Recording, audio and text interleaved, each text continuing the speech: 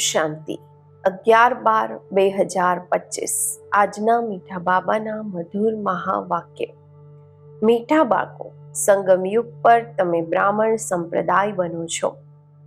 તમારે હવે મૃત્યુલોકના મનુષ્યથી અમરલોકના દેવતા બનવાનું છે. પ્રશ્ન છે, તમે બાળકો કઈ નોલેજને સમજવાના કારણે બેહદનો સંન્યાસ કરો છો? ઉત્તર છે, તમને ડ્રામાની યથાર્થ નોલેજ છે. તમે જાણો છો ડ્રામા અનુસાર હવે આ આખા મૃત્યુલોકને ભસ્મીભૂત થવાનું છે. અત્યારે આ દુનિયા વર્થ નોટ એ પેની બની ગઈ છે. અમારે વર્થ પાઉન્ડ બનવાનું છે, હીરા તુલ્ય બનવાનું છે. આમાં જે કંઈ થાય છે તે પછી હુબહુ કલ્પના બાદ રિપીટ થશે. કલ્પ પછી જ રિપીટ થશે. એટલે તમારે આ આખી દુનિયાથી બેહદનો સંન્યાસ કરવાનો છે. તમે બેહદનો સંન્યાસ કર્યો છે. ગીત છે, આને વાલે કલ કી તુમ તકદીર હો, યાદ કરેગી દુનિયા એસી દુનિયા કી તસવીર હો. ઓમ શાંતિ. બાળકોએ ગીતની લાઈન સાંભળી. આવવા વાળું છે અમરલોક, આ છે મૃત્યુલોક. અમરલોક અને મૃત્યુલોકનો આ છે પુરુષોત્તમ સંગમ યુગ. હવે બાપ ભણાવે છે સંગમ પર, આત્માઓને ભણાવે છે. એટલે બાળકોને કહે છે આત્માભિમાની થઈને બેસો. આ નિશ્ચય કરવાનો છે કે અમને બેહદના બાપ ભણાવે છે. અમારું લક્ષ્ય ને ઉદ્દેશ્ય આ છે, લક્ષ્મી નારાયણ અથવા મૃત્યુલોકના મનુષ્યથી અમરલોકના દેવતા બનવાનું છે. આવું ભણવાનું તો ક્યારે કાનોથી સાંભળ્યું જ નથી. ન કોઈને કહેતા જ સાંભળ્યું છે કે જોયું છે જે કહે કે બાળકો તમે આત્માભિમાની થઈને બેસો. આ નિશ્ચય કરો કે બેહદના બાપ અમને ભણાવે છે. કયા બાપ? બેહદના બાપ નિરાકાર શિવ. અત્યારે તમે સમજો છો અમે પુરુષોત્તમ સંગમ યુગ પર છીએ. અત્યારે તમે બ્રાહ્મણ સંપ્રદાય બન્યા છો. પછી તમારે દેવતા બનવાનું છે. પહેલા શુદ્ર સંપ્રદાયના હતા. બાપ આવીને પથ્થર બુદ્ધિથી પારસ બુદ્ધિ બનાવે છે. પહેલા સતો પ્રધાન પારસ બુદ્ધિ હતા, હવે ફરી બનીએ છીએ. એવું નથી કહેવું જોઈએ કે સતયુગના માલિક હતા. સતયુગમાં વિશ્વના માલિક હતા. પછી 84 જન્મ લઈ સીડી ઉતરતા સતો પ્રધાનથી સતો રજો તમોમાં આવ્યા છીએ. પહેલા સતો પ્રધાન હતા તો પારસ બુદ્ધિ હતા. પછી આત્મામાં ખાદ પડે છે. મનુષ્ય સમજતા નથી. બાબા કહે છે તમે કંઈ જાણતા જ નહીં હતા. બ્લાઇન્ડ ફેથ, અંધશ્રદ્ધામાં હતા.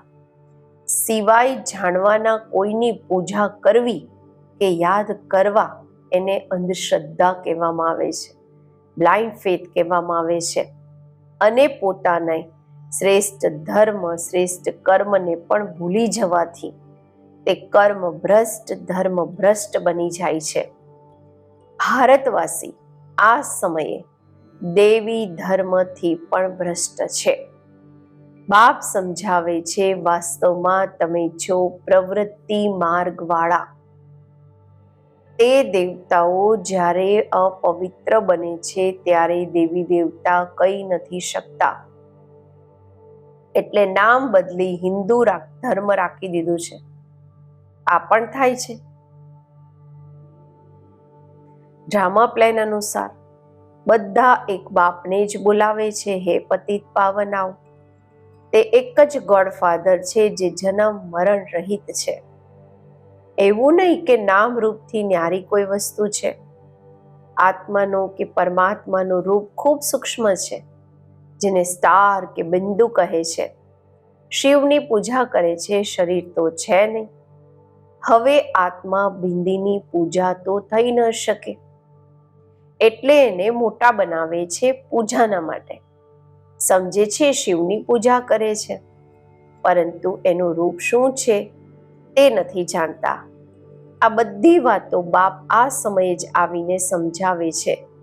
બાપ કહે છે, તમે પોતાના જન્મોને નથી જાણતા. 84 લાખ યોનિઓનો તો એક ગપોડો લગાવી દીધો છે. હવે બાપ તમને બાળકોને બેસીને સમજાવે છે. અત્યારે તમે બ્રાહ્મણ બન્યા છો, પછી દેવતા બનવાનું છે. કળિયુગી મનુષ્ય છે શુદ્ર. તમે તમારા બ્રાહ્મણોની એમ ઓબ્જેક્ટ છે, લક્ષ્ય ને ઉદ્દેશ્ય છે મનુષ્યથી દેવતા બનવાનું. આ મૃત્યુલોક પતિત દુનિયા છે. નવી દુનિયા તે હતી જ્યાં આ દેવી દેવતાઓ રાજ્ય કરતા હતા. એક જ એમનું રાજ્ય હતું. આ આખા વિશ્વના માલિક હતા. અત્યારે તો તમો પ્રધાન દુનિયા છે. અનેક ધર્મ છે. આ દેવી દેવતા ધર્મ પ્રાય લોપ થઈ ગયો છે. દેવી દેવતાઓનું રાજ્ય ક્યારે હતું, કેટલો સમય ચાલ્યું, આ વર્લ્ડની હિસ્ટ્રી જ્યોગ્રાફી કોઈ નથી જાણતા. બાપ જ આવીને તમને સમજાવે છે. આ છે ગોડ ફાધરલી વર્લ્ડ યુનિવર્સિટી. ભગવાન બાપની આ દુનિયામાં આવેલી યુનિવર્સિટી, જેનું લક્ષ્ય ને ઉદ્દેશ્ય છે અમરલોકના દેવતા બનાવવું. આને અમરકથા પણ કહેવામાં આવે છે. તમે આ નોલેજથી દેવતા બની કાળ ઉપર વિજય મેળવો છો. ત્યાં ક્યારેય કાળ ખાઈ નથી શકતો. મરવાનું ત્યાં નામ નથી. અત્યારે તમે કાળ ઉપર વિજય મેળવી રહ્યા છો. ડ્રામાના પ્લાન અનુસાર ભારતવાસી પણ 5000 વર્ષ કે 10 વર્ષના પ્લાન બનાવે છે ને. ગવર્મેન્ટ પંચવર્ષીય યોજનાઓ બનાવે છે. સમજે છે અમે રામ રાજ્ય સ્થાપન કરી રહ્યા છીએ. બેહદના બાપનો પણ પ્લાન છે રામ રાજ્ય બનાવવાનો. શિવ બાબાનો પ્લાન પણ છે. તે તો બધા છે મનુષ્ય. મનુષ્ય તો રામ રાજ્ય સ્થાપન કરી ન શકે. રામ રાજ્ય કહેવામાં જ આવે છે સતયુગને. આ વાતોને કોઈ જાણતું જ નથી. મનુષ્ય કેટલી ભક્તિ કરે છે, જિસ્માની યાત્રાઓ કરે છે. દિવસ અર્થાત સતયુગ ત્રેતામાં દેવતાઓનું રાજ્ય હતું. પછી રાતમાં ભક્તિ માર્ગ શરૂ થાય છે. સતયુગમાં ભક્તિ હોતી નથી. જ્ઞાન, ભક્તિ, વૈરાગ આ બાપ સમજાવે છે. વૈરાગ 2 પ્રકારના છે. એક છે હઠ યોગી નિવૃત્તિ માર્ગ વાળાનો. એ ઘર બહાર છોડી જંગલમાં જાય છે. હવે તમને તો બેહદનો સંન્યાસ કરવાનો છે, આખા મૃત્યુલોકનો. તો બાપ કહે છે આખી દુનિયા ભસ્મીભૂત થવા વાળી છે. ડ્રામાને ખૂબ સારી રીતે સમજવાનું છે. જૂની જેમ ટીક ટીક થતી રહે છે. જે કંઈ થાય છે પછી કલ્પ 5000 વર્ષ બાદ હૂબહુ જેમનું તેમ રિપીટ થશે. આને ખૂબ સારી રીતે સમજીને બેહદનો સંન્યાસ કરવાનો છે. સમજો કોઈ વિલાયતમાં જાય છે, કહેશે ત્યાં અમે આ નોલેજ ભણી શકીએ છીએ, પૂછે છે. તો બાપ કહે છે હા, ક્યાંય પણ બેસીને તમે ભણી શકો છો. આમાં તો પહેલા 7 દિવસનો કોર્સ લેવો પડે છે. ખૂબ સહજ છે. આત્માએ માત્ર આ સમજવાનું હોય છે. અમે સતો પ્રધાન વિશ્વના માલિક હતા ત્યારે સતો પ્રધાન હતા. અત્યારે તમો પ્રધાન બની ગયા છીએ. 84 જન્મોમાં બિલકુલ જ વર્થ નોટ એ પેની બની ગયા છે. હવે પછી અમે પાઉન્ડ કેવી રીતે બનીએ? હવે કળિયુગ છે, પછી જરૂર સતયુગ થવાનું છે.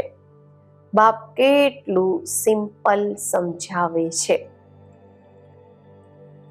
7 દિવસનો કોર્સ સમજવાનો છે. કેવી રીતે અમે સતો પ્રધાનથી તમો પ્રધાન બન્યા છીએ, કામ ચિતા પર બેસી તમો પ્રધાન બન્યા છીએ. હવે પછી જ્ઞાન ચિતા પર બેસી સતો પ્રધાન બનવાનું છે. વર્લ્ડની હિસ્ટ્રી જ્યોગ્રાફી રિપીટ થાય છે, ચક્ર ફરતું રહે છે ને. અત્યારે છે સંગમ યુગ, પછી સતયુગ હશે. અત્યારે અમે કળિયુગી વિશસ બન્યા છીએ, વિકારી બન્યા છીએ. તે પછી સતયુગી વાઇસલેસ કેવી રીતે બને, નિર્વિકારી કેવી રીતે બને, એના માટે બાપ રસ્તો બતાવે છે, બોલાવે પણ છે. અમારામાં કોઈ ગુણ નથી. હવે અમને એવા ગુણવાન બનાવો જે કલ્પ પહેલા બન્યા હતા એમને જ પછી બનવાનું છે. બાપ સમજાવે છે, પહેલા તો પોતાને આત્મા સમજો.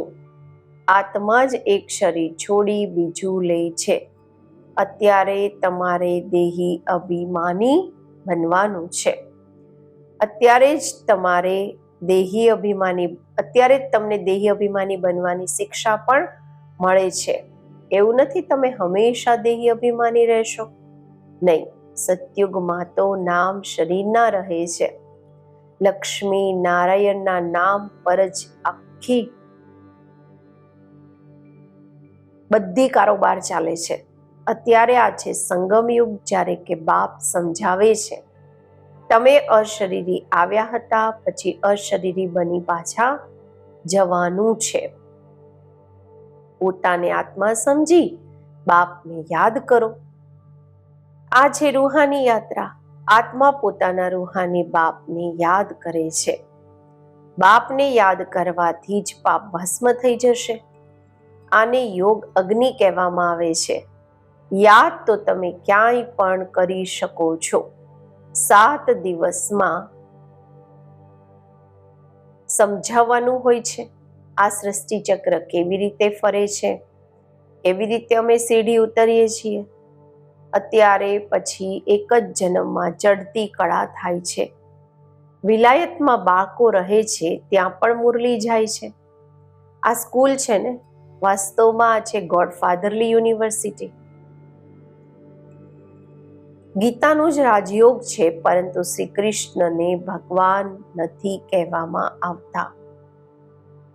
બ્રહ્મા વિષ્ણુ શંકરને પણ દેવતા કહેવામાં આવે છે. અત્યારે તમે પુરુષાર્થ કરી પછી નીચે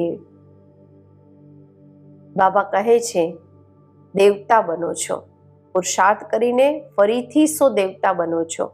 પ્રજાપિતા બ્રહ્મા પણ જરૂર અહીંયા હશે ને. પ્રજાપિતા તો મનુષ્ય છે ને. પ્રજા જરૂર અહીંયા જ રચવામાં આવે છે. અહમસોનો અર્થ પણ બાપે ખૂબ સહજ રીતે સમજાવ્યો છે. ભક્તિ માર્ગમાં તો કહી દે છે અમે આત્મા સો પરમાત્મા, એટલે પરમાત્માને સર્વવ્યાપી કહી દે છે. બાપ કહે છે બધામાં વ્યાપક છે આત્મા. હું કેવી રીતે વ્યાપક થઈને આવીશ? તમે મને બોલાવો જ છો, હે પતિત પાવન આવો, અમને પાવન બનાવો. નિરાકાર આત્માઓ બધી આવીને પોતપોતાનું રથ લે છે. દરેક અકાળ મૂર્ત આત્માનો તખ્ત આ છે, ભૃકુટી સિંહાસન. તખ્ત કહો અથવા રથ કહો, બાપને તો રથ છે નહીં. તે નિરાકાર જ ગાવામાં આવે છે. ન સૂક્ષ્મ શરીર છે, ન સ્થૂળ શરીર છે. નિરાકાર પોતે રથમાં જ્યારે બેસે ત્યારે જ બોલી શકે છે. રથ વગર પતિતોને પાવન કેવી રીતે બનાવશે? બાપ કહે છે હું નિરાકાર આવીને આનું લોન લઉં છું. ટેમ્પરરી લોન લીધું છે. આને ભાગ્યશાળી રથ કહેવામાં આવે છે. બાપ જ સૃષ્ટિના આદિ મધ્ય અંતનું રહસ્ય તમને બાળકોને રોજ બતાવે, એનું રાસ બતાવીને તમને બાળકોને ત્રિકાળદર્શી બનાવે છે. બીજા કોઈ મનુષ્ય આ જ્ઞાન જાણી નથી શકતા. આ સમયે બધા નાસ્તિક છે. બાપ આવીને આસ્તિક બનાવે છે. રચયિતા રચનાનું રહસ્ય બાપે તમને બતાવ્યું છે. હવે તમારે માત્ર અત્યારે જ આ જ્ઞાન માત્ર અત્યારે જ તમને બ્રાહ્મણોને મળે છે. બાપ સંગમ પર જ આવીને આ જ્ઞાન આપે છે. સદગતિ આપવા વાળા એક બાપ જ છે. મનુષ્યને સદગતિ આપી ન શકે. તે બધા ગુરુ છે ભક્તિ માર્ગના. સતગુરુ એક જ છે. એને કહેવામાં આવે છે વાહ સતગુરુ વાહ. આને પાછળ પણ કહેવામાં આવે છે. લક્ષ્ય અને ઉદ્દેશ્ય નરથી નારાયણ બનવાનું છે. તે બધો છે ભક્તિ માર્ગની કથાઓ. ગીતાથી પણ કોઈ પ્રાપ્તિ નથી થતી. બાપ કહે છે હું તમને આત્માઓને સન્મુખ આવીને ભણાવું છું, જેનાથી તમે આ પદ પામો છો. આમાં મુખ્ય છે પવિત્ર બનવાની વાત. બાપની યાદમાં રહેવાનું છે. આમાં જ માયા વિઘ્ન નાખે છે. તમે બાપને યાદ કરો છો પોતાનો વારસો મેળવવા માટે. આ નોલેજ બધા બાળકોની પાસે જાય છે. અત્યારે ક્યારેય પણ મુરલી મિસ નથી કરવાની. બાબાએ આજ કહ્યું છે કે આ નોલેજ બધા બાળકોની પાસે જાય છે. ક્યારેય પણ મુરલી મિસ ન થાય. મુરલી મિસ થઈ એટલે કે એબ્સન્ટ પડી જાય છે. મુરલીથી ક્યાંયથી પણ બેસીને રિફ્રેશ થતા રહેશે. શ્રીમત પર ચાલવું પડે. 12માં જાય છે તો બાપ સમજાવે છે પવિત્ર જરૂર બનવાનું છે. વૈષ્ણવ થઈને રહેવાનું છે. વૈષ્ણવ પણ 2 પ્રકારના હોય છે. વૈષ્ણવ વલ્ભાચારી પણ હોય છે, પરંતુ વિકારમાં જાય છે. પવિત્ર તો છે નહીં. તમે પવિત્ર બની વિષ્ણુ વંશી બનો છો. ત્યાં તમે વૈષ્ણવ રહેશો, વિકારમાં નહીં જઈશો. તે છે અમરલોક, આ છે મૃત્યુલોક. અહીંયા વિકારમાં ફસાઈ જાય છે. અત્યારે તમે વિષ્ણુપુરીમાં જાઓ છો, ત્યાં વિકાર હોતા નથી. તે છે વાઇસલેસ વર્લ્ડ. યોગ બળથી તમે વિશ્વની બાદશાહી લો છો. તે બંને આપસમાં લડે છે. માખણ વચ્ચે તમને મળે છે. તમે પોતાની રાજધાની સ્થાપન કરી રહ્યા છો. બધાને આ સંદેશ આપવાનો છે. નાના બાળકોનો પણ હક છે. શિવ બાબાના બાળકો છે ને, તો બધાનો હક છે. બધાને કહેવાનું છે પોતાને આત્મા સમજો. મા બાપમાં જ્ઞાન હશે તો બાળકોમાં પણ શીખવશે. બાળકોને પણ શીખવશે. શિવ બાબાને યાદ કરો, સિવાય શિવ બાબાના બીજા કોઈ નહીં. એકની યાદથી તમો પ્રધાનથી સતો પ્રધાન બની જશો. આમાં ભણવાનું ખૂબ સારું જોઈએ. વિલાયતમાં રહેતા પણ તમે ભણી શકો છો. આમાં પુસ્તક વગેરે કંઈ પણ નહીં જોઈએ. ક્યાંય પણ બેસીને તમે ભણી શકો છો. બુદ્ધિથી યાદ કરી શકો છો. આ ભણવાનું એટલું સહજ છે. યોગ અથવા યાદથી બળ મળે છે. તમે અત્યારે વિશ્વના માલિક બની રહ્યા છો. બાપ રાજયોગ શીખવીને પતિત પાવન બનાવે છે. તે છે હઠયોગ, આ છે રાજયોગ. આમાં પરહેજ ખૂબ સારી રીતે જોઈએ. આ લક્ષ્મી નારાયણ જેવા સર્વગુણ સંપન્ન બનવાનું છે ને. ખાન પાનની પણ પરહેજ જોઈએ.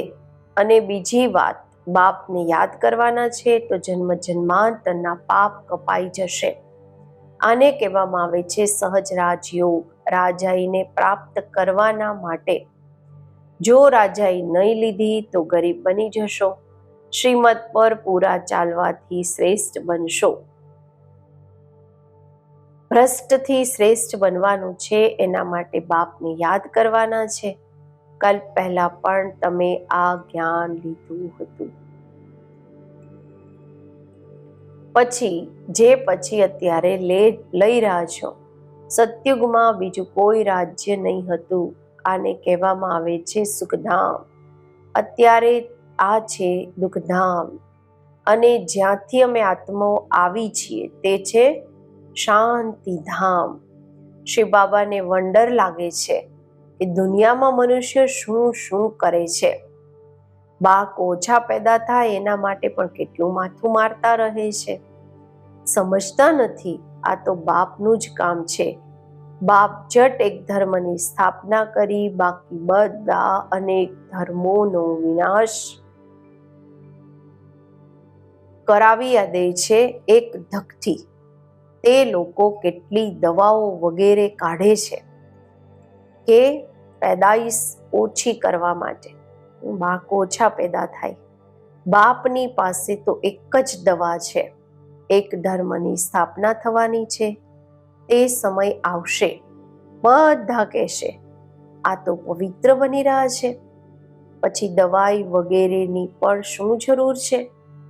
તમને બાબાએ એવી દવા આપી છે મન મના ભવની, જેનાથી તમે 21 જન્મોના માટે પવિત્ર બની જાઓ છો. અચ્છા, મીઠા મીઠા શીખી લીધા બાળકો પ્રત્યે માત પિતા બાપ દાદાના યાદ પ્યાર અને ગુડ મોર્નિંગ. રૂહાની બાપના રૂહાની બાળકોને નમસ્તે. આપણે રૂહાની બાળકોના રૂહાની બાપને નમસ્તે. ધારણા માટે મુખ્ય સાર પહેલું છે, પવિત્ર બનીને પાક્કા વૈષ્ણવ બનવાનું છે. ખાનપાનની પણ પૂરી પરેજી રાખવાની છે. શ્રેષ્ઠ બનવાના માટે શ્રીમત પર જરૂર ચાલવાનું છે. બીજું, મુરલીથી સ્વયંને રિફ્રેશ કરવાના છે. ક્યાંય પણ રહેતા સતો પ્રધાન બનવાનો પુરુષાર્થ કરવાનો છે. મુરલી એક દિવસ પણ મિસ નથી કરવાની. આજનું વરદાન, સ્વ કલ્યાણને પ્રત્યક્ષ પ્રમાણ દ્વારા વિશ્વ કલ્યાણની સેવામાં સદા સફળતા મૂર્ત ભવ. જેમ આજકાલ શારીરિક રોગ હાર્ટફેલનો વધારે છે, તેમ આધ્યાત્મિક ઉન્નતિમાં દિલ શિકસ્તનો રોગ વધારે છે, ઉદાસીનો રોગ વધારે છે. એવી દિલ શિકસ્ત હોપલેસ આત્માઓમાં પ્રેક્ટિકલ પરિવર્તન જોવાથી જ હિંમત કે શક્તિ આવી શકે છે. સાંભળ્યું ખૂબ છે, હવે જોવા ઈચ્છે છે, પ્રમાણ દ્વારા પરિવર્તન ઈચ્છે છે. તો વિશ્વ કલ્યાણના માટે સ્વ કલ્યાણ પહેલા સેમ્પલ રૂપમાં બતાવો. વિશ્વ કલ્યાણની સેવામાં સફળતા મૂર્ત બનવાનું સાધન જ છે પ્રત્યક્ષ પ્રમાણ.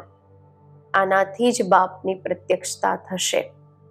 જે બોલો છો તે તમારા સ્વરૂપથી પ્રેક્ટિકલ દેખાય ત્યારે માનશે. સ્લોગન છે, બીજાના વિચારોને પોતાના વિચારોથી મેળવવા. આ છે રિગાર્ડ આપો. અવ્યક્ત ઈશારા. હવે સંપન્ન કે કર્માતીત બનવાની ધૂન લગાવો. કર્માતીત બનવાના માટે ચેક કરો ક્યાં સુધી કર્મોના બંધનથી ન્યારા બન્યા છીએ. લૌકિક અને અલૌકિક કર્મ અને સંબંધ બંનેમાં સ્વાર્થ ભાવથી મુક્ત ક્યાં સુધી બન્યા છીએ. જ્યારે કર્મોનો હિસાબ કિતાબ કે કોઈ પણ વ્યર્થ સ્વભાવ સંસ્કારના વશ થવાથી મુક્ત બનશો, ત્યારે કર્માતીત સ્થિતિને પ્રાપ્ત કરી શકશો. કોઈ પણ સેવા, સંગઠન, પ્રકૃતિની પરિસ્થિતિ, સ્વસ્થિતિ કે શ્રેષ્ઠ સ્થિતિને ડગમગ ન કરે. કોઈ પણ સેવા, સંગઠન, પ્રકૃતિની પરિસ્થિતિ, સ્વસ્થિતિ કે શ્રેષ્ઠ સ્થિતિને ડગમગ ન કરે. આ બંધનથી પણ મુક્ત રહેવું જ કર્માતીત સ્થિતિની સમીપતા છે. ઓમ શાંતિ.